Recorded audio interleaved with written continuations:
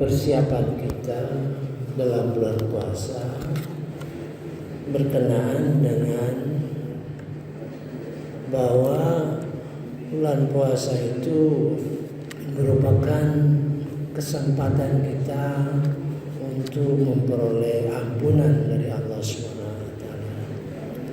Maka dalam 15 hari ke depan kita khusus membicarakan soal istighfar dan taubat. Karena di dalam Al-Quran itu terbentang cara-cara kita mendapat pengampunan dari Allah Subhanahu wa taala, ya. Dari sisi pelaku saja. Pertama, kita beristighfar, kita yang memohon ampun, ya. Kemudian kita memohonkan ampun kepada diri kita dan generasi yang setelah kita. Kita memohonkan ampun kepada generasi yang mendahului kita. Artinya pada satu saat kita sudah meninggal dunia, ya, maka insya Allah kita mau memperoleh pengampunan dari generasi yang sudah kita tinggalkan di dunia, ya. Kemudian kita boleh pengampunan dari ibadah yang kita lakukan, baik ibadah yang spesifik maupun ibadah yang umum, ya. Kemudian kita memperoleh permohonan pengampunan dari para malaikat. Malaikat itu memohonkan ampunan kepada kita, ya. Tapi sudah tentu kita dikenal oleh malaikat, ya, gitu. Kebiasaan malaikat mungkin berzikir. Kalau kita berzikir, insya Allah mudah-mudahan kita memperoleh pengampunan dari Allah Subhanahu wa taala melalui permohonan malaikat, gitu. Kemudian secara spesifik bahwa permohonan ampun itu terbagi dua. Satu, permohonan ampun berkategori orang beriman, dan permohonan ampun berkategori yang orang takwa, yang persis di dalam surah Al-Hadid 20, ya, dan surah Al-Imran 133 yang sering dibicarakan orang. Selalu pengampunan di dalam surah Al-Imran 133. Padahal ada juga pengampunan dalam surah Al-Hadid 20. Jadi berbagai dimensi, ya, pengampunan dan tobat, ya. Mari kita bahas dalam 15 hari ke depan, ya. Mari kita mulai. A'udzubillahi minasyaitonirrajim. Bismillahirrahmanirrahim. Di dalam surah Muhammad, ya, ayat nomor 2, ini pengampunan yang luar biasa, ya. Jadi kalau kita mengkaji Al-Quran, membaca Al-Quran, ya, membaca Al-Quran itu ada 5 tahap. 5 tahap, ya.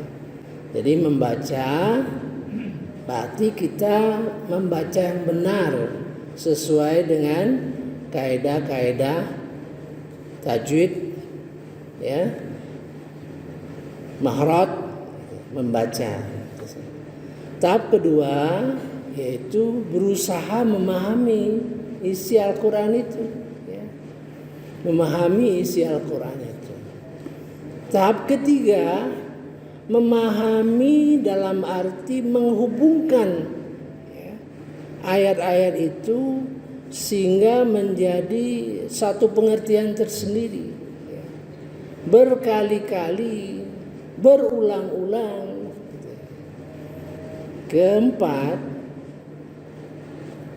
adalah berusaha menjalankan apa-apa perintah dalam Al-Quran.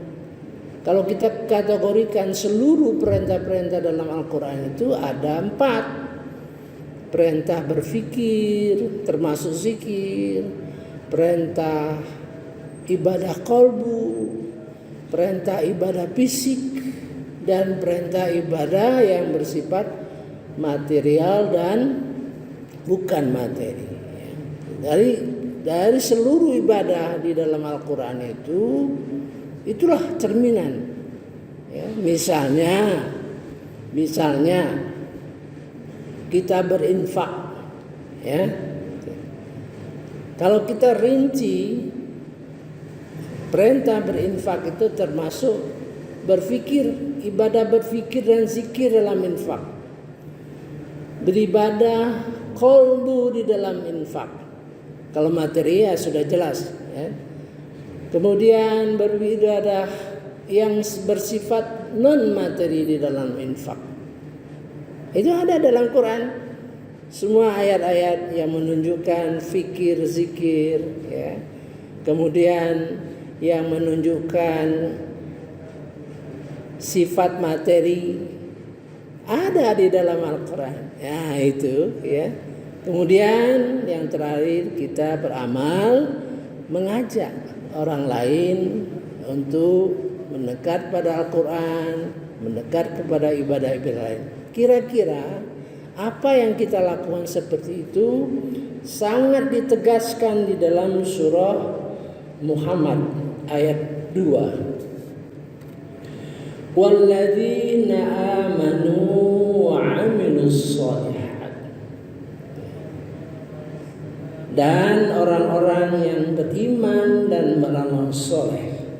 Itu standar umum, ya. Berarti orang yang beriman dan beramal soleh, ya.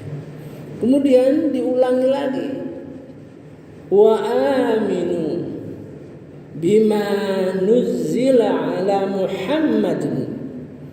Ini tidak pernah dan satu-satunya ayat di dalam Al-Quran yang mengatakan beriman kepada apa yang diturunkan kepada Muhammad. Kata Muhammad ada 4 dalam Quran yang menyebut nama Muhammad Sallallahu Alaihi Wasallam. Ya, 1 menyebut kata Ahmad. Yang berkenaan dengan Ahmad itu berkenaan dengan tauhid, isinya itu tauhid. Berkenaan dengan nama Muhammad adalah berkenaan dengan syariat, itu, ya. Beriman kepada yang diturunkan kepada Muhammad, Al-Quran. Ini satu-satunya ayat di dalam Quran yang menunjuk kitab yang diturunkan kepada Muhammad. Wa huwal haqqu min rabbihim, dan dia adalah kebenaran dari Tuhan. Kemudian ini yang janji Allah kepada kita, ya. Kaffara anhum sayiatihim, maka akan mengampuni dosa-dosa mereka. Kafara itu menghapus, artinya menghapus. Dan ada tasdid. Ini kafara itu mengampuni, ya kan? Menghapus. Kafara itu kata yang berarti berulang-ulang, ya. Kalau memotong, motong dengan mencincang, ya. Motong sekali, 2 kali, tapi mencincang.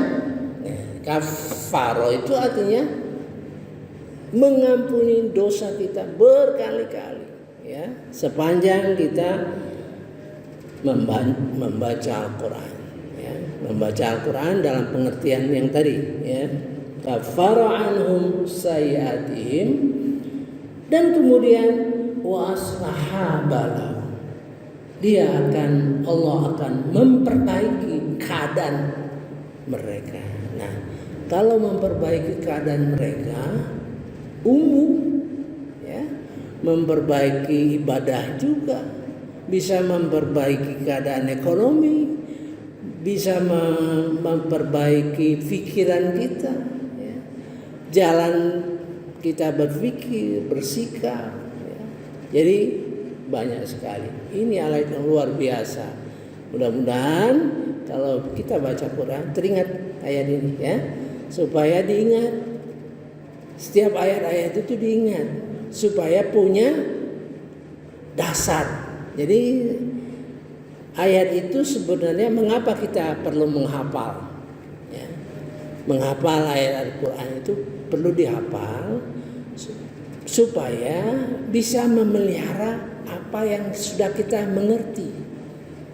Menghafal Quran itu berarti memelihara apa-apa yang sudah dimengerti. Misalnya dalam satu surah, ya, misalnya surah Wadduha, Ad-Duha, ya. Dengan hafal itu berarti kita memelihara apa-apa yang kita sudah mengerti di dalam Al-Quran terkait dengan surah Ad-Duha. Dan kalau kita baca di dalam sholat, ya, seolah-olah memberitahu Allah Subhanahu wa Ta'ala bahwa aku mengerti ayat-ayat ini isinya, dan aku mengerti ayat ini isinya dengan harapan semoga Allah menambah pengertian-pengertian itu, ya. Maka kita selalu berdoa, Rabbi zidni ilma warzuqni fahma. Ya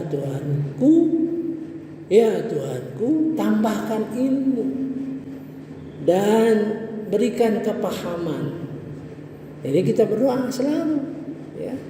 Maka itu cara-cara kita menghindari kesyirikan karena ilmu, ya. Cara kita menghindari kesyirikan kepada ilmu, siapa saja. Apakah orang yang ngajar, apakah orang mengajar, semua minta kepada Allah Subhanahu wa Ta'ala. Dialah yang memberi kita ilmu, ya. Contoh ya, bahwa Allah tuh memberi kita ilmu pada saat ini, ya. Saat ini kumpul beberapa orang duduk di sini, ya. Semua mendengar apa yang dijelaskan tadi, gitu kan? Ada yang mengerti, ada yang setengah mengerti, ada yang paham, ada yang nambah kadang-kadang. Ya, di dalam dulu kita mendengar itu. Makanya kalau orang menjelaskan Al-Quran, wa idza quri'al Quran fastami'u lahu wa ansitu. Kamu dengar, kamu tekuni, semoga kamu mendapat rahmat Allah Subhanahu wa Ta'ala.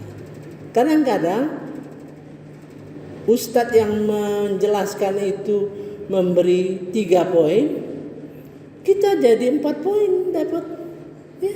1 poin itu insya Allah mudah-mudahan tambahan pengertian yang diberikan Allah kepada kita, supaya kita mendapat rahmat dari Allah Subhanahu wa Ta'ala, dalam arti kita dimudahkan, hati kita disenangkan mendengar ayat-ayat Al-Quran, kemudian kita mudah dipahamkan, kemudian kita bisa mengerti dan mencintai ayat-ayat tersebut, ya. Satu persatu yang dibahas itu akan memberikan dampak kepada diri kita, dan kemudian kalau kita diberi rahmat Allah Subhanahu wa Ta'ala, supaya kita tenang, tekun, kita tidak terganggu oleh keadaan ekonomi, rezeki kita ditambah, ya, kita tidak diganggu oleh anak cucu kita yang sakit, ya, kita sehat selalu. Itulah rahmat yang Allah berikan, ya. Saya kira 15 hari ke depan kita mendalami soal istighfar, ya, yang ada di dalam Al-Quran. Selama ini kita tidak mengerti, kan? Kita pikir istighfar itu kitab kita yang baca. Kita yang baca istighfar. Padahal istighfar itu bisa diberikan ampunan oleh karena kita mendoakan orang-orang yang terdahulu, dan mungkin insya Allah kalau kita sudah tiada lagi di dunia ini, jalan terus. Itu dicontohkan Allah di dalam ayat. Ya, jadi istighfar ini, kalau dicontohkan istighfar itu di dalam ayat Quran, berarti istighfar itu merupakan pakem, ya. Dicontohkan itu berarti diberikan pakem. Misalnya, ya, di dalam surah Al-Mu'min, ya, Rabbir fir warham, itu nggak ada doa minta ampun, minta rahmat Rasulullah, tidak ditujukan kepada siapa, berarti kepada seluruh umat manusia, seluruh umat muslim yang beriman kepada Allah.